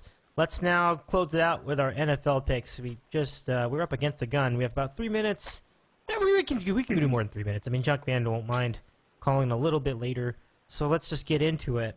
And here are the games to watch. We'll just roll them out here. Carolina against the Giants. Giants beat Miami this week, and Carolina blew away the Falcons. That is outrage. The Falcons are just completely finished. It's too bad I can't do an epitaph on them, but what a joke, complete joke that team is. Green Bay against Oakland. The Raiders a little bit alive in the playoff race, and the Packers certainly want to extend their streak. It won't be easy, but it'll be a fun game between 2 teams that can score offensively, although it hasn't really been the case for Green Bay as much as they would expect. Still, pretty good teams on both sides. We'll see. Denver, Pittsburgh, big game for both teams again, but Denver's offense not looking great lately, so we'll see if they can keep pace with Pittsburgh, but with the Steeler offense, which has just been hauling it down the field, and Antonio Brown just looking fantastic, and Roethlisberger on his game, so we'll see. And then finally, the Cardinals against the Eagles. The Eagles don't have much. They don't have anything to play for. They need to. I mean, I guess they're sort of in the NFC East race, aren't they? So they have that, and the Cardinals playing for home field. So I think they'll have a lot of motivation going into this one. I don't see Junkie on the line yet, so I guess we could talk about last week's action. Andy, last week's games. Your thoughts? Is it now officially time to write off the Atlanta Falcons? Well, the Falcons suck, and obviously it's not just Mike Smith's fault, but they're just an absolute joke. Matt Ryan, we never liked him at BC. He's not a mental midget. He just gets limp dick in a big spot, and you're not going to be a successful quarterback when you do that. You got to perform. You got to bring it when they want it. And but the Eagles actually, that's wide open. That's why the game got flexed, because 6-7 is like 11-2 in the NFC East right now. And if you go back to the beginning of the year, I really think the Eagles are going to end up with like 7 night games, because there's a good chance that Giants-Eagles game to end the year will also be in prime time. So the Eagles, they've been on night games against Dallas. They've been on night games against the Giants. It might be a night game against the Giants again. They're on night games against the Cardinals this week. Enough with the Eagles. And then the other thing I was going to say about last week is I'm not even going to get into global warming, but I like watching cold weather games in December. In the Dallas-Green Bay game, it looked like it was like rainy. It was kind of wet. It looked like too tropical for Green Bay in December. Same thing with the Redskins-Bear game. I would have loved to see that game in the cold. Maybe Robbie Gould would have preferred to see the kick in the cold because he freaking sucks. That's all. I remember him being pretty reliable over the years, but this year he has just tanked. He missed an easy field goal attempt against the Niners, and then that missed field goal against the Redskins. Just ridiculous. It's just unbelievable. And you have to wonder if his job status is in question. And then back to the Tropic Thunder. Well, yeah, it's weird. It is really weird. Over here, though, out west, I asked Andy about this morning, and it's pretty cold out here right now. Things can change on a dime. It's crazy. Let's go to Ron in New Jersey then for his week number 14 NFL thoughts. Well, I guess the biggest news to come out of last weekend was all the injuries. I can't remember a week where you saw so many guys leave so early in games. You had Rawls on Seattle, who really had a nice little run there. Mm-hmm. He got hurt. Of course, Dalton got hurt, and now you have the immortal A.J. McCarron taking over that Bengals team. Man, they really might be a cursed football team. Everybody talks about the Browns, but the Browns stink every year. You know they're going to stink. The Bengals, they tease their fans. They go 10-0.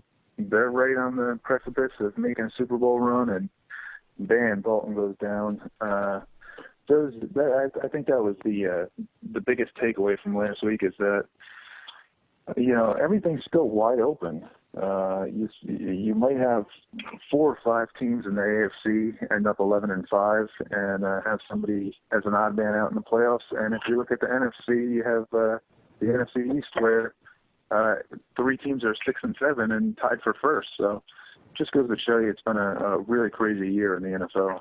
It has been, wide open. John, in Connecticut, your thoughts of last week's NFL action? Yeah, not much to add on the games itself. I just want to say, fuck fantasy football, because I had the best team that I've ever had in Tommy's fantasy league, and they completely shit the bed last week. Fuck DeAndre Hopkins. Fuck Allen Robinson. Fuck Devontae Freeman. They could all get lost on Twitter, and I'm never going to get over it for a while. Congrats to Tommy. His shit team beat me, and is going to get beat by Leo's team by about 100 points next week, but whatever. I'm still bitter, so that's it. I hate fantasy football. That moment can happen for a lot of us, in fantasy football. It can be frustrating that way. So let's get to the picks then. Andy, again, building on a 2-0 week last week. Let's see what you have for the NFL week number 15 picks. Okay, well, game number 1, we're going to take Seattle. It's a huge line, and I know Rawls is off, but Wilson's been playing great for like 4 or 5 weeks in a row. Daniel Baldwin and Tyler Lockett, Kelly in Vegas, getting wet thinking about him. But it's a big line, Seattle minus 14.5. But they're playing the Browns, and this is how. I'll give you for instance, of why the Browns continue time and time again to be the Browns. They're well on their way to getting the number 1 pick. And what did they do last week? They destroyed San Francisco. What are you doing now? You decide to try to win the game? It's just so stupid. Their coach is just a freaking dog of a coach. So Seattle is peaking at the right time. Ever since LOL Mike declared them dead at 4-5, all they've done is win a bunch of games in a row. I don't know what they've done different. It's not like they've been trying to lose a game. It's not like they went 4-5 because they weren't trying as hard. It's just maybe things just started to click. Maybe the fact that for 9 weeks in a row, they were, is Marshawn Lynch going to play? Is he going to play? Is he not going to play? If he plays, how good is he going to be? And once, he went under the surgery, he will have the surgery. He did have the surgery. It was like, okay, well, we know he's not playing. We just have to he's not there. He's not coming back. And maybe that just got them, better offensively because, his status was a distraction, and now they don't have him. So they've just been playing real well, and Cleveland's an absolute disaster. So this is, again, the crock-pot game. It might only be like 10-3 at halftime, but when all said and done, you might see something like the same score against the Ravens last week, 35-6 or whatever it was. So that's game number one. Game number two, there's a bunch. I like Jacksonville. Jacksonville can't be stopped. They're still in it. I like Green Bay. It's hard to bet against Rodgers, but podcast style, I'm going to take the Jets. Give me 3 at Dallas. Dallas. You worry about Des Bryant going off, but what else do you worry about with Dallas at this point? Witten getting some catches. Castle is a bum. There's a reason why he didn't throw a pass at USC. There's a reason, just his luck going 11-5 that 1 year for the Patriots and not going to the playoffs. He lacks something. I don't know what it is, but it's lacking. And the Jets, take away that one stretch. Well, I'm not even taking away. Just besides the one stretch in the middle of October where they weren't winning many games, they've been playing well. And, maybe that giant comeback springboards them to a good December. I like how it's going to be for the end of the Jets season. I want to really get into that Jets-Bills game in Buffalo at the last week of the year. And, the Jets are one of those teams that they're fighting for the wild card right up there with the Steelers and Kansas City. It's going to be a fun AFC chase these last couple of weeks. The Jets, it's a Saturday night game. Let them win by 3 and keep it continuing. All right, thanks very much, Andy. Good luck to the picks for Week 15 NFL action. Now to Ron in New Jersey. Let's get your Week 15 picks. It's all yours. Yeah, I hate to do the checker on the checker thing, and I also hate to pick my own team, but that Jets -3 run against the Cowboys is just too easy, in my opinion. And I am never an overconfident Jets fan, but the defense is on. I mean, they're playing the past couple of weeks like I haven't seen them play in years, and I just. Matt Castle is a horrible quarterback. He should have been out of the league after his stint with the Vikings. And I just, I can't see them, even with Des Bryant, putting up points against that Jets defense. So I'll take the Jets -3. And in my second game, I'm going to take the Philadelphia Eagles on Sunday Night Football. Like Andy said, they play almost nightly every week. They're +3.5 against the Cardinals. The Eagles actually have looked pretty good the past couple of weeks, and I'm not saying they're going to win the game outright, but I think they can cover the 3.5. They seem to have banded together as a team in spite of Chip Kelly, which is a pretty interesting dynamic. So I'll take the Jets and the Eagles +3.5. Interesting you bring up Chip Kelly and that, and good luck to your picks, Ron. Remember the game that from this week where the Bills visited the Eagles, or maybe vice versa. I think it was at the Eagles. And LaShawn McCoy sees the team for the first time. He gives Jeff Lurie, the owner of the Eagles, a big ol' hug, and he does nothing to Chip Kelly. Not a handshake, not a wave, nothing. That just says it all to me, how much that guy, Chip Kelly, alienated his team. That's funny. It really is. I thought you had. And you know what? Not for nothing, but I think the stuff that's come out this week about LaShawn McCoy, Chip Kelly might have been right. Interesting. Yeah, he said, well, there was talk last year about how he was, kind of a dick off the field, and right. There was a story last year that went viral about how he he went to the Hooters or something in Philadelphia, didn't tip the waitress on like a $300 bill. That's terrible. I didn't know that. And the same thing actually happened the day after the Bills game this weekend. He went to Chicky and Pete's, which is a pretty popular place in Philly, and apparently berated the waitress and refused to leave a tip again. So Chip Kelly might have been right about that one, but I do think overall he's alienated the team. But fuck LaShawn McCoy and the Bills and Rex Ryan. I had to throw it in there. That's perfect. It's perfect, sir. It is. It's funny that you're picking the Eagles this week because this is a definite role reversal over the previous not last week, but like 3 weeks before. Because you were saying that you were picking against the Eagles like every week, and they were getting blitzed. Remember that? That is the NFC East this year, Dave. Yeah. The New York Football Giants can beat a horrible Miami Dolphin team by a touchdown late in the game, and the next day you'll hear that they're in for a Super Bowl run. So, the NFC East is just full of turds this year. Oh, it's crazy. It really is. It's unbelievable how bad that division is. Dallas is in the running for the division and the top seed spot in the NFL draft. Just like, what? That's outrageous. So, Junkie still hasn't called. That's why I'm spending a little more time on this. So, let's just carry on with the picks. I'll go next. Week number 15 NFL picks, and away we go for me. Game number 1. I like the Jags. I'm going to go Jaguars -3. Blake Bortles is looking pretty good lately.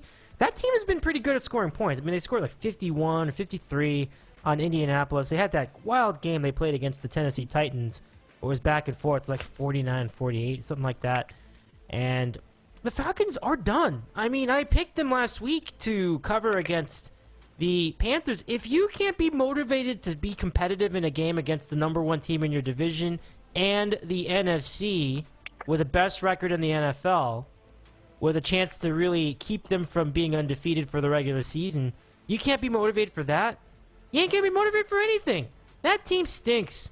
So we will happily take the Jags, who have the head on their shoulders, who have the upside, who have a future. The Falcons have nothing. Like these guys, and after a while, like John said, and like Andy said, you have to peg it on Matt Ryan. This guy just does not have the heart to win games. I mean, I don't know how else you explain putting up a 0 against the Carolina Panthers last week in a game where you had everything to play for. It's atrocious. So Jags -3, game number 1. Game number 2, we're going to go head-to-head with Ron. I like the Cardinals in the Sunday night game, 3.5. They will give at the Eagles, but, this is a better defense. This is a better offense. This is a better coach. And everything about this team is better. I think Arians is going to have this team focused. They should be pretty motivated because they've got a lot to play for. Certainly the Cardinals have had those odd games once in a while, but I don't think this is going to be it. I don't think the Eagles are as good as they've looked in recent weeks.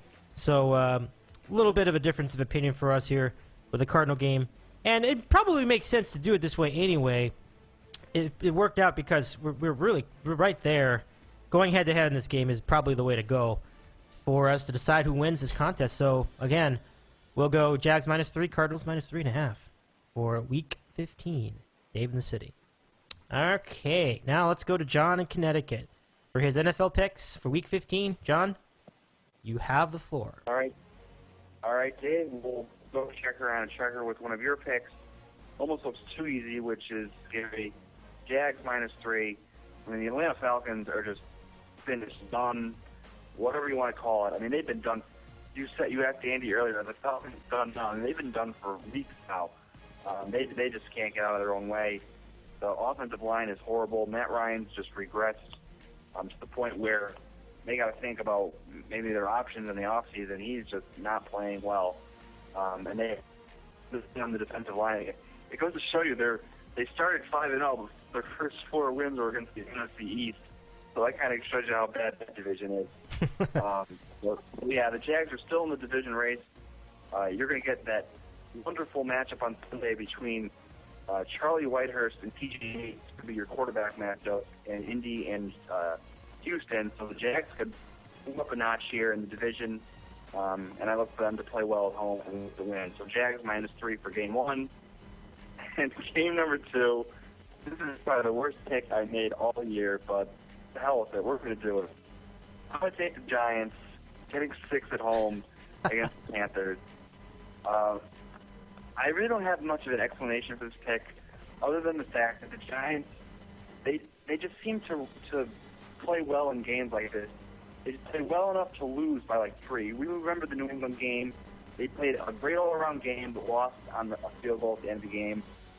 The Giants, they just don't need game more than Carolina. Carolina's going to be the 1 seed regardless. It's just a question of whether they want to play for the undefeated season. I assume they do. The Giants' defense is pretty horrible. Cam should be able to do whatever he wants, but there's just something about the Giants in these kind of games at home. I think 6 points is a little bit too many. I figured it's one would be like, 2 or 3. You figure Carolina's about a 10-point favorite at home. So I think 6 is a little too many. I think this will be a pretty close game, and maybe Carolina will win. Maybe they won't. I just think this will be close, like 27-23 or something. So give me the Giants getting 6, and maybe they'll ruin the Panthers' undefeated season. Dave, I know you like that. You've been kind of picking against the Panthers the last couple weeks. I have. It's been quite a campaign to pick against the Panthers, and I came very close to taking this myself. The Giants look like just the team that could take over the and sorry about the interference, guys, on the audio, but they were just the team that could win this game. And you know what? I just decided, I don't want to involve myself with the Giants because they're just it's a frustrating team to watch. You said it, John. Every bit as good as it can be in a game against some teams, they can be equally as bad against bad teams too. And so, how do you play that? I don't have any idea. I don't have the foggiest clue how to assess this game. I think if it was a gun to my head, I would take that too, but it's just tough. Like you said, it's just tough. Didn't you pick the Giants like 2 times in a row now? Like, did you pick them against the Jets too, or was that? Yeah, you did. I did. I picked them against the Jets, and I regret it with all my heart. But again, it was a 3-point game. They usually play pretty close. The Giants really get blown out. So I'm thinking 6 points is a little bit too many. I could see this again where the Giants have a lead with like 5 minutes left and they end up losing by 3 or 4 or something like that. It's going to be a close game. Absolutely. I think this is going to be this should be, to me, a close game. I'd be absolutely shocked if this was a 10-point game or more. So, Junkie's still not here, so I guess we'll just keep going. Andy, what did you think? What do you think of the the Panthers-Giants game? Do the Giants have a shot here to be competitive? Yeah, I don't have the Giants schedule in front of me, but outside of the Eagle game, that Monday night on ESPN, I want to say every game, they're right there. That's why you have Bruce Pollyannas like P-Dot and Kim Jones. Like, they should be 12-1. They should be 10-3. This team can go to the Super Bowl. This team just needs to play complete. Whatever. Tom Coughlin's old. But it's funny. I don't watch a lot of Jacksonville Jaguar football. I don't really gamble on them much, because they play out here in these 10 a.m. they're not buried games, but it's like this is a game that I'm not really watching like that. The game 2 weeks ago against Tennessee might have been the most entertaining game in the entire afternoon, but I didn't watch one snap of it. It was like Jacksonville, Tennessee. The final score was like 35-32 or something like that. But credit to Jacksonville, they play good. It's like these teams that play really well at the end of the year. You pay attention to them next year. It's like, cause last year Minnesota went on this amazing run against the spread. I don't know what their final record was. It might have been like 7-9 or 6-10. They played really well, and then it carried over to this year. They're starting to leak a little oil this year. The end of that game against Arizona last week was kind of disheartening. Yeah, they covered, but I don't know. I kind of wanted to watch overtime, all about me scenario. But they're having a good year. Bridgewater had a great game. I blame either Norv Turner or Zimmer on the play call. But they're already in a 47-yard field goal range. So, but I actually subscribe to Checker's theory on the Panther-Giant game. If there's a gun in my head, I would probably take the Giants getting the points because they don't really get blown out that often. It's never Eli's fault, so that's why. Yeah, it's never Eli's fault. And I've heard plenty of, it's not Tom's fault, it's not Tom's fault, not Eli's fault. I mean, it's over and over and over with the New York media. So, Ron in New Jersey, let's get your feel for the Panthers-Giants game along with other action. How do you see it?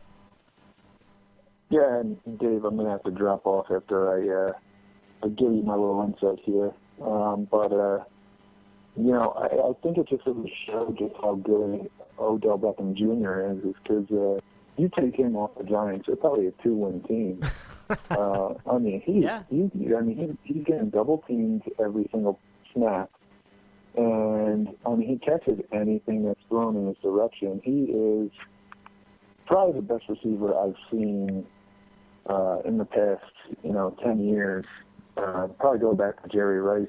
He's just there's at least 2 or 3 times a game where he just does something where you say to yourself, how the fuck did he just do that? And he basically won the game for them last night against the Dolphins. So if you have him, odds are the game's going to be close because he's going to pull off at least 2 or 3 big plays a game. So I could definitely see the Giants keeping it close. I do think the Panthers are going to win. But, if you have Odell Beckham, you're probably guaranteed to score at least between 21 and 28 points a game. All right, sounds good. And, Ron, in that case, I'll let you go. And I just want to wish you a Merry Christmas and hope it's really good between you and your family. Thank you so much for your contributions this year. It's been a great contest, and good luck to your picks. Thank you. Same to you guys. Hope you all enjoy the holidays, and I look forward to breaking down the national championship game. Nice. I look forward to it, too. So, thank you. All right. See ya. Okay, so we'll keep the other 2 of you on for now. John, let's just get your...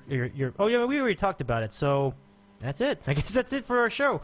So, John and Andy, I just want to thank you 2 also for your contributions for Kids Club this year. It's really been a great contest, and it really means a lot that you can take time out of your schedule, even if you're not in the best of health and all that. And I certainly can sympathize with that, especially in your case, Andy. You got a cold and all that. Certainly you're not in the best of health or moods.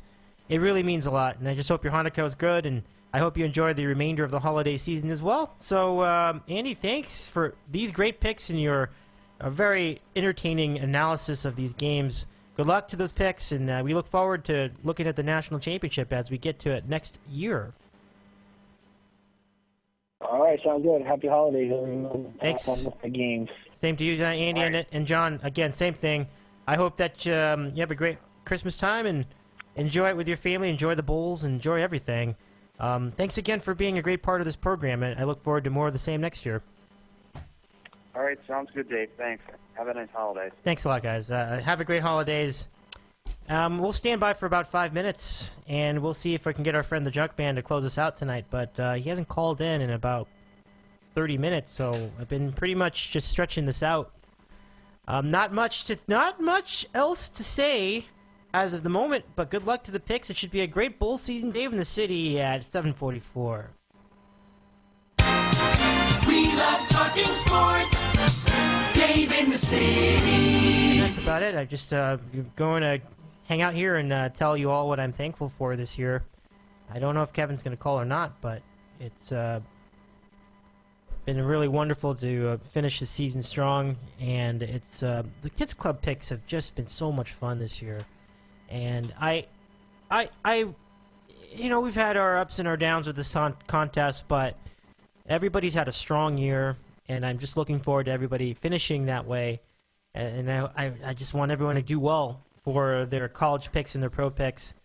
And yeah, you could sense it tonight, and it was just the holidays are crushing us. So we have a lot going on, and so I think when you talk about this program, finishing the year here is a good place to end. I'm just disappointed and sad, actually. More than disappointed, I'm just sad that my friend Kevin isn't here right now to round us out for the program. I mean, it's the things that you can control, and there are things you cannot control.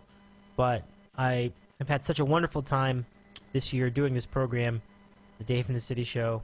It's been it is a lot of fun, and I think it's been wonderful. The highlights of holiday time, the highlights of this whole year.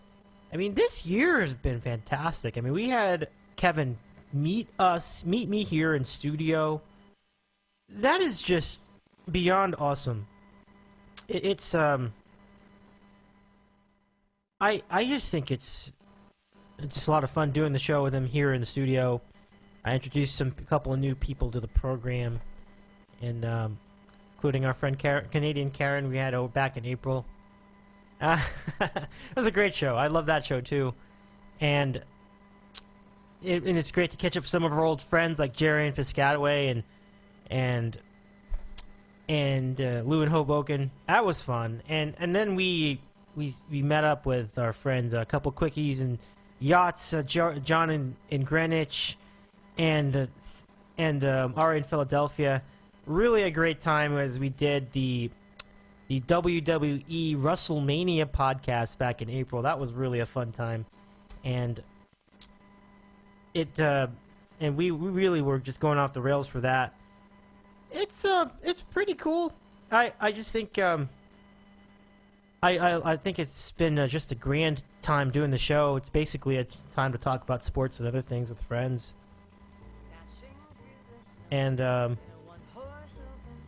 I just I love it. I just hope that we have more of this next year. I've enjoyed doing this show. Sometimes it's you have a tough week, and the show is the best thing that happens for the whole week. And I really had a great time with it. Man, if I had some regrets, I do regret that things couldn't have worked out between me and the Oat Man. I mean, you'll notice he dropped out of the contest halfway through the season.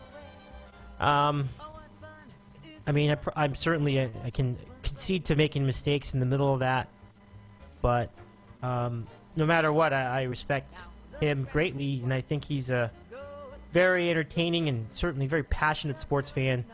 If he never comes back to the program again, he's going to be missed, because I just think he's been so funny and so good at breaking down the games and talking about sports over the period that we've been doing the show. So I just wish him the best. That's all I can say.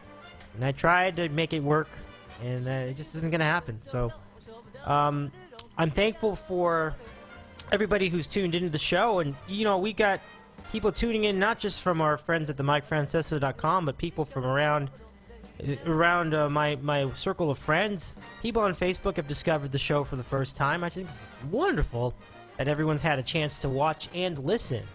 And if you're looking for us, we're at DitCow, or we are on Facebook at facebook.com/DitCow. And it's it really is great. I just think that doing this program, I wasn't sure if we were going to do it another year, but I think we had a fun time, and I think we could do it again next season. And I'm trying to make things bigger and better. And anybody I missed, like Umberto's Clamhouse, he was also on the WWE show. That was a fun time. How about Mike in North Jersey joining John for all the golf spots this year, which are they keep better and better every time we do it. Really cool.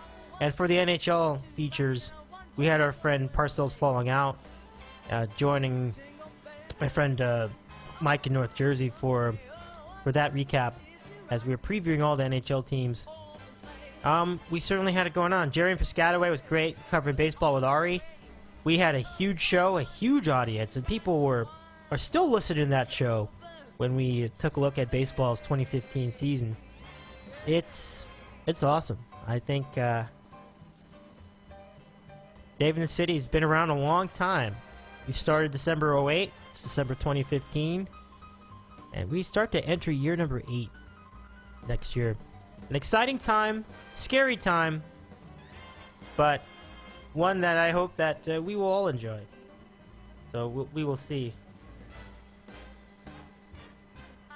All right, so that's it. That's all I have to say. It's been all too grand, and I hope that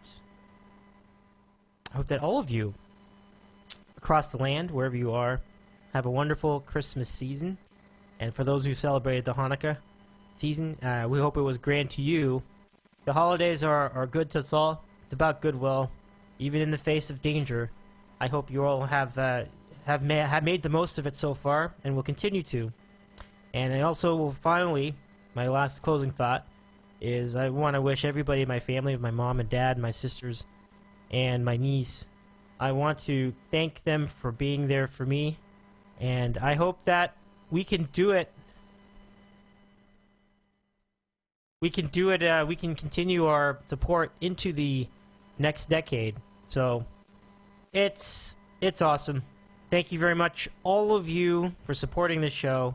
It isn't a big audience, but the audience I have has been very loyal.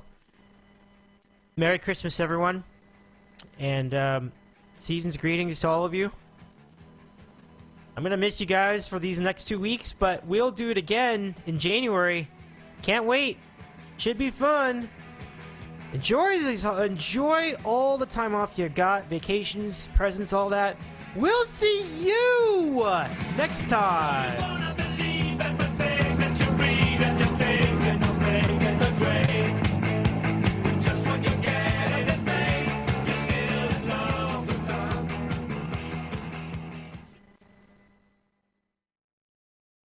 And just as a final epitaph to this program tonight, I just wanted to say thank you to Kevin on the Cape. It's been a good time. I did that. So I think we're good. Take it easy, everybody.